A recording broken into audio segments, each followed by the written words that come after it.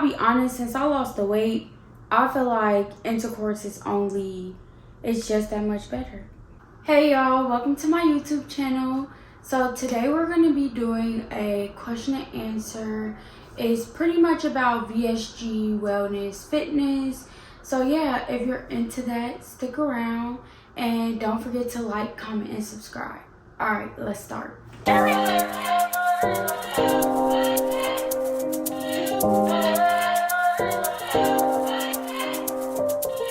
If y'all see me looking to the side, that's because I'm looking at my laptop with the questions on it. So just to let y'all know. Alright, so the first question is, when did I start losing weight? And I'm going to be honest, I was losing weight straight out the jump, except for the 2-week stall that I kind of had after weight loss surgery. But I will insert a screenshot of the weight loss chart that I kind of made just to track my progress, and then it'll also be in the description box below. The next question is, how tall am I and how much do I currently weigh and what's my goal weight? So I am 5'1". I weigh 146 pounds now, so y'all, I'm 6 pounds away from my goal, like, period, poo. So the next question is about my sex drive. Ooh. They said that they thought this question might be too much information, but I don't think it is. So after surgery, y'all, ooh la la, your drive goes up so much. Me personally, I was like, where's that? Where's that? Like, where is it? If y'all know what I'm talking about. And I just wanted to do it all the time. All the time.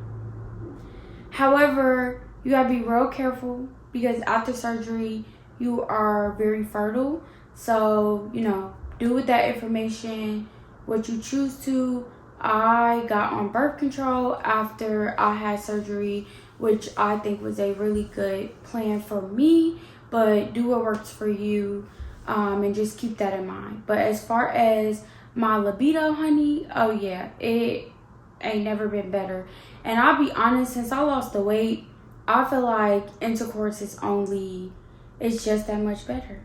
What made me say no more? I have talked about this multiple times, but on Thanksgiving of 2022, I actually spent it alone because I had to work a double at work. And I got back home and decided to just get on the scale out of nowhere. It was kind of random.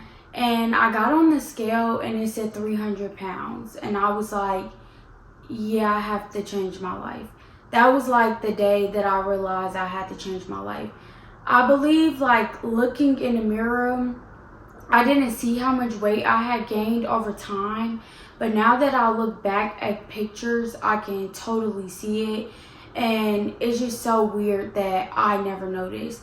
But yeah, that was mainly the reason. When I stepped on that scale and it said 300 pounds, I was like, what the hell did I do?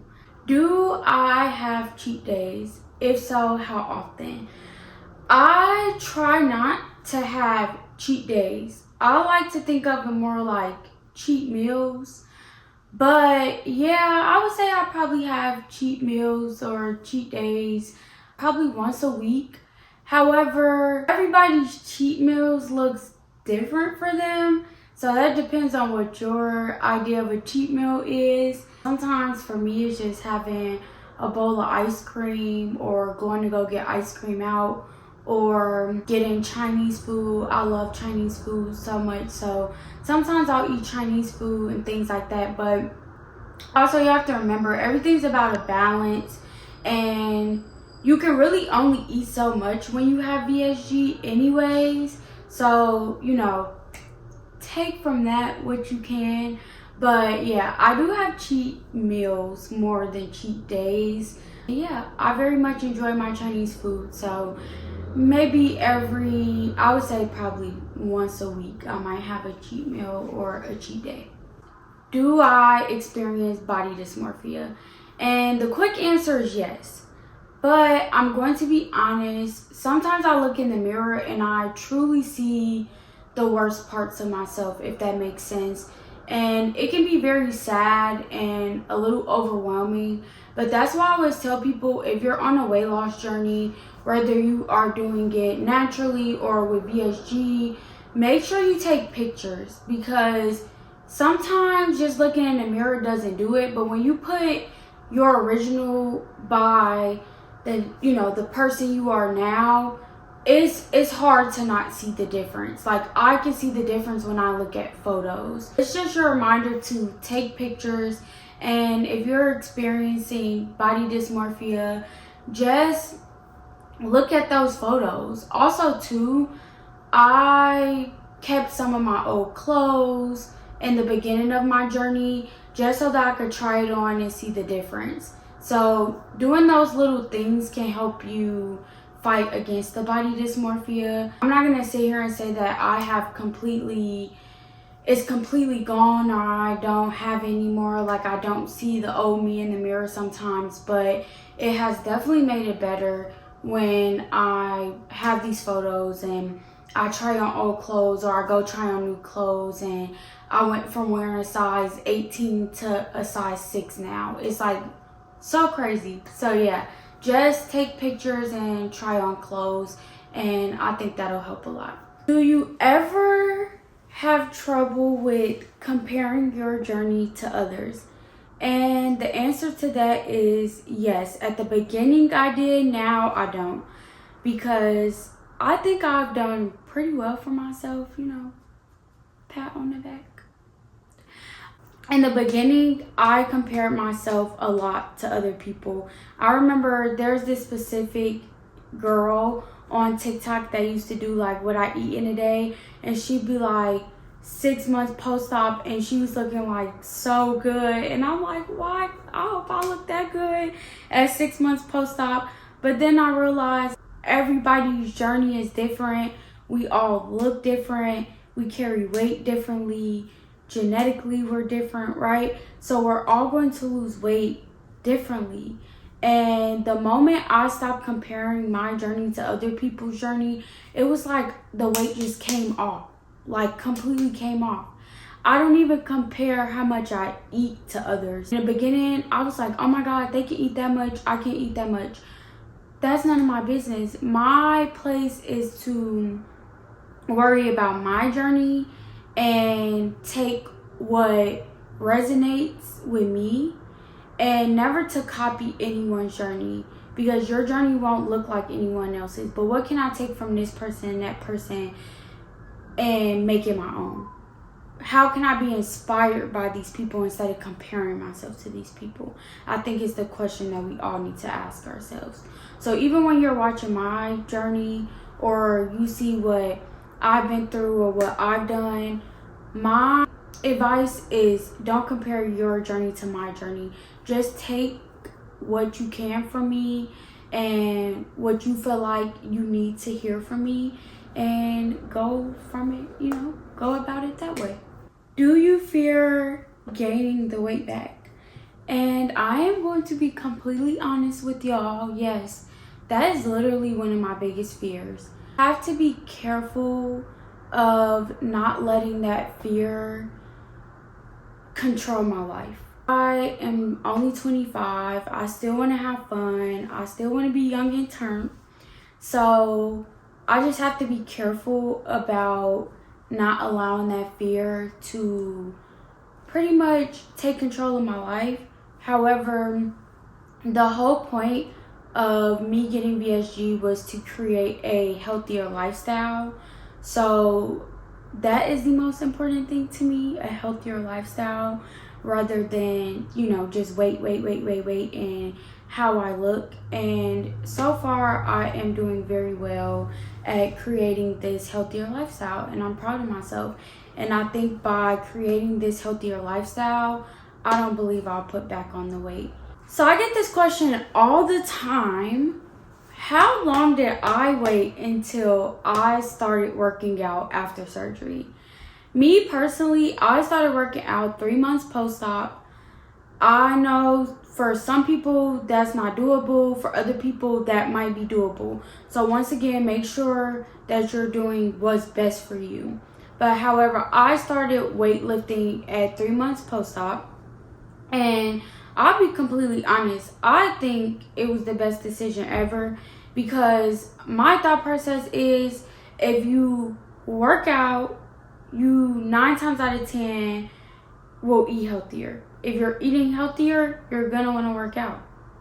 They go toe to toe. They're together, in my opinion. For me, for a person like me and my mindset, it works for me. So I started working out 3 months post-op. I started with weightlifting and cardio, and I still do weightlifting and cardio. I do plan on making a video about my routine right now and my routine back then when I first started. So I will get that video out as soon as possible, probably next week if you're watching this in real time. And hopefully if you're not watching this in real time, it'll already be out for you to go look. So these all kind of go together. A lot of people are asking about hair loss and what vitamins I took in the beginning of my journey. So I did have hair loss, good amount actually, and as you can see, if you look at older videos, I'll put a clip like right here or something. I actually did not have any hair, not a lot of hair, when I got surgery. So in a year, my hair has definitely grown out a lot, and I'll try to insert a clip of how long my hair is now. I personally left my hair alone. I tried to wash it as much as possible, you know, depending on your hair type, but just try not to put any like braids or anything that's going to be heavy on your hair. I would try to be careful with that. As far as vitamins and oils, in the beginning of my journey, I only used Berry Life vitamins. A lot of people say they don't like them because they don't taste the best, but I don't know what vitamins everybody is taking that taste that phenomenal that you want to take them every day. But yeah, I will put in the description my affiliate link to Berry Life. If y'all want to check them out, feel free. But I literally just stopped using them not that long ago. I've used them for almost a year, honestly. And I think that helped my hair grow out. They have a glow, hair, nails, and skin vitamin that worked really well. And then I will also put in my Amazon storefront what oils I use. As far as oils, I really only use the Miele's rosemary peppermint oil. That's just because I've always used it. And then also the rice water product line from Miele. So I will link that in my Amazon storefront. Feel free to go grab it if you want. So both of these questions kind of go together as well. Someone asked if I got drug tested before my surgery, and then where did I go get surgery. So I got surgery at Pompeii Surgical Center. It's located in Tijuana, Mexico. So for everyone asking me about insurance information, I am unfortunately not your girl for that, because I did not go through my insurance. I paid out of pocket to get my surgery. And like I said, I got it in Tijuana, Mexico, at Pompeii Surgical. As far as a drug test, no, I did not get drug tested to get my surgery. I will link where I got surgery at in the description box. So what do you do in a day you don't feel motivated? It could go two different ways. Sometimes when I'm really not feeling motivated, I just give myself a rest day. It's okay to rest. I know that sounds wild, and I know a lot of people would probably disagree, but y'all, it's okay to rest. And I'm not gonna put on this perfect persona like I am just always motivated, and when the days that I'm not motivated, I just defeat that. No, some days I just rest, like, and it's okay. But other days when I know, like, all right, you gotta get on it, girl, I just get up and go. I always reference this book, but read Atomic Habits. And one of the passages, he talks about how the one that didn't want to go to the gym, they would say, okay, all I have to do is put on my clothes and go to the gym for 10 minutes. If I get there and I still don't want to be there after 10 minutes, then I get to leave. But if you just go for 10 minutes, 9 times out of 10, you're just going to finish the workout. Like, it'd be kind of crazy to go to the gym, put on your clothes, all of these things, and leave after 10 minutes. So sometimes the biggest struggle is just getting there, getting up and going. If you don't have the motivation, I know this sounds easier said than done, but just get up. Just get up and get there and say, okay, I'll walk on the treadmill for 10 minutes. And really, if after 10 minutes you really still are not feeling it, then leave. But 9 times out of 10, you're gonna be like, I might as well just stay. I only been here for 10 minutes, okay? What do you do when you are at a stall and it feels like it's not moving? My advice is to, 1, make sure your water is at a good level. So make sure you're hydrated. 2, make sure you're getting your protein in. So depending on where you are in your journey, you know, talk to your nutritionist and find out how much protein you should be eating a day. 3, I know people are against carbs and things like that, but me personally, I notice that the weight drops more when I am eating what I like to call healthy carbs, or what most people call are healthy carbs. I still eat potatoes. I still eat certain carbs. Like, I have not completely said no to carbs. I am 25 years old. I need carbs for my energy, okay? So, especially down the line in my journey, at the beginning of my journey, I did not eat a lot of carbs because you really have to focus on getting your protein, you know, vegetables in. But at 14 months post-op, I eat carbs and I am still losing weight. I'm still toning my body. So I don't think carbs are the enemy. So as far as stalling wise, you know, maybe you are eating too many carbs. Maybe you're not eating enough carbs.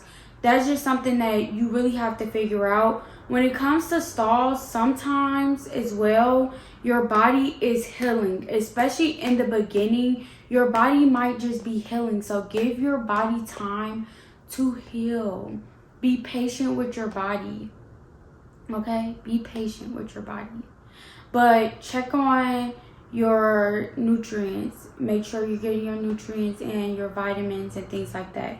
And then if that doesn't work, if you've checked your water, your protein, your carbs, and other nutrients, and that isn't working, then discuss with your doctor or your nutrition about why you might be stalling. Our last question is, who are my favorite fitness influencers? Woo, woo, woo. I have a lot of fitness influencers that I like, but Lexi, she's on Instagram. I really like her. I have like a little internet friend named Maddie the Stallion, Maddy. She's really cool. I love her stuff. I of course love the twins, the Lerman twins. I hope I said that correctly, but I love their content. I just think it's very calm, cool, and collective. And yeah, I have a lot more fitness influencers that I very much enjoy, but on the top of my head, those are like my top 3. I'm gonna end this video, but as promised, I am going to do a video all about my fitness routine, because that was a lot of the questions in this specific Q&A that I asked on Instagram. So if you don't follow me on Instagram, feel free to follow me at Imagineece. And I will be making that video very soon, I promise. It won't be as far out as the other videos have been. So I'm gonna get that done and get that out to y'all as soon as possible. And there I will answer everything about my fitness journey and what exercises and what workout split I'm doing now, so y'all can know. All right. Nice seeing y'all. Thank y'all for coming to my channel, and I look forward to seeing y'all. Drop some questions in the comments and I'll try to answer them to the best of my ability. All right, peace out.